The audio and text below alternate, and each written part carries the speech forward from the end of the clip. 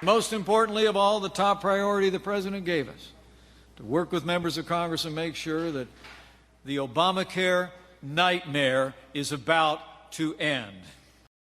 Virtually every promise of Obamacare has been broken.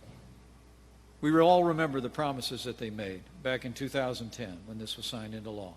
They told us the cost of health insurance would go down. Not true. They told us if you liked your doctors, you could keep them. Not true. They told us if you liked your health plan, you could keep it. Not true. Here are the heartbreaking facts. Today, Americans are paying $3,000 more a year on average for health insurance than the day Obamacare was signed into law. Last year alone, premiums spiked by 25%, and millions of Americans have lost their health insurance plans and lost their doctors. And in 1/3 of the nation's counties, Americans only have one insurance company to choose from, which essentially means they have no choice at all.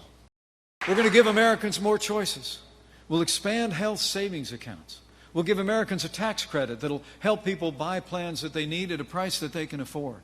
We'll make sure that Americans with pre-existing conditions still have access to the coverage and the care that they need. And to all the parents here, we'll make sure you can keep your kids on your plan until they're 26 years of age.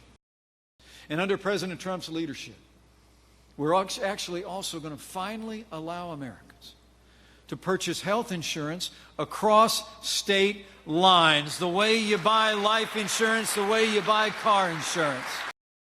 You know, President Trump and I both know the way to lower the cost of health insurance is to create a national marketplace and give Americans more choices to buy the insurance they want, not the insurance that the government mandates them to have. But folks, let me be clear. This is going to be a battle in Washington, D.C. And for us to seize this opportunity to repeal and replace Obamacare once and for all, we need every Republican in Congress, and we're counting on Kentucky.